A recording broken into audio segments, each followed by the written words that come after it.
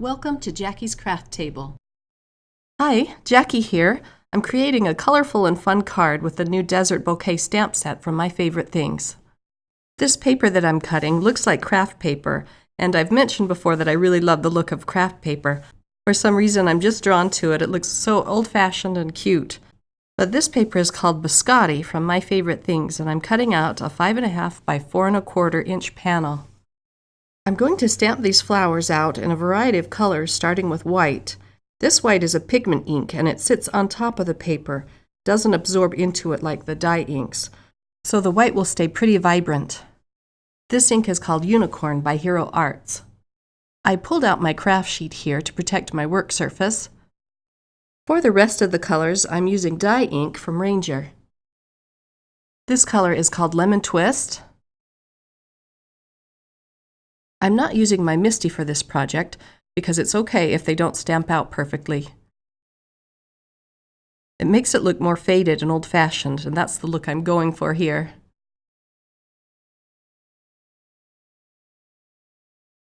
This purple color that I'm using here is called Wild Orchid. Now I'm going to start filling in with some of the leaves, and I have two greens that I'm using for that. This is the darker of the two colors, and it's called Lily Pad. The greenery sure adds a lot to this card. It just really helps it to pop. This is a really fun set because it has so many flowers to choose from and so many leaves.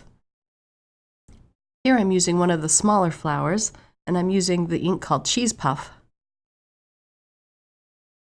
I'm pulling out the lighter of the two green inks here. This one's called Electric Lime. I use baby wipes to wipe down my craft sheet and also my stamps after I finish using them.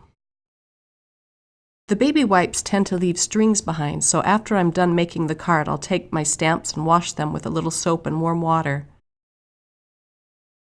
I'm taking my heating tool to the white flowers here because the pigment ink takes longer to dry. The dye ink dries almost instantly. I'm putting down some anti-static powder here because I'm going to be heat embossing the centers of these flowers.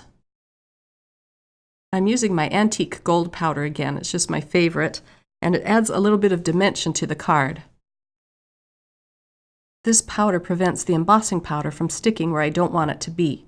It does smell really good. It smells like a dryer sheet, which I understand you could use as well. I'm pulling out my sticky Versamark ink. This is a really fun set as well because each flower has a coordinating center. I'm dusting on my antique gold embossing powder here, and I'm using a paper plate to catch the excess. I'm using my heating tool here again to melt the embossing powder.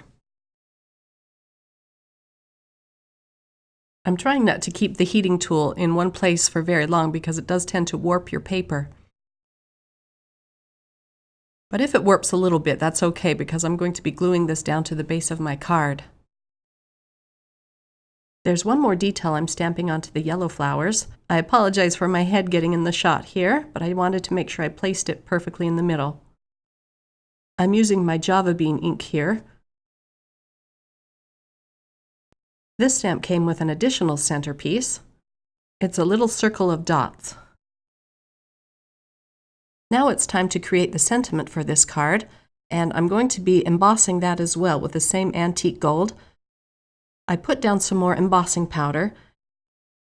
I'm using a sentiment from a Hero Arts stamp set, and I'll have links to that below.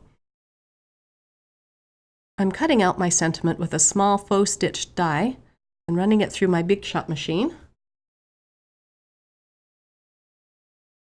Now I'm going to go ahead and attach that to my panel. I couldn't resist using a bit of twine here again. It just adds such a cute touch.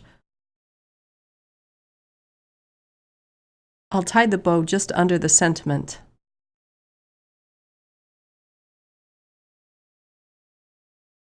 I have some yellow paper here that I'm going to be using as a mat for my flower panel. I'm using another faux stitched die to cut that out as well. I'm going to glue down my flower panel onto my mat, and then I realize that I forgot to trim down the card.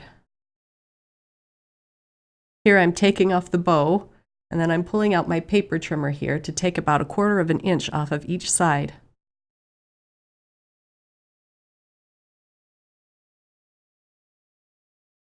I'm tying on the twine again here.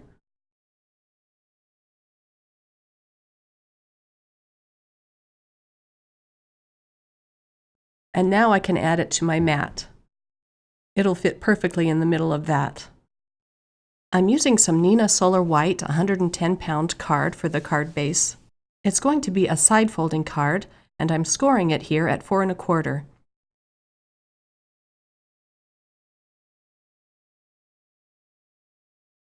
Now I can attach my completed card onto the card base. I hope you enjoyed seeing how I put this fun card together. Please give me a thumbs up if you did, and you can also subscribe to my blog and YouTube channel. I had so much fun with this card that I ended up making a whole set, and here they are. Thanks for watching. Bye!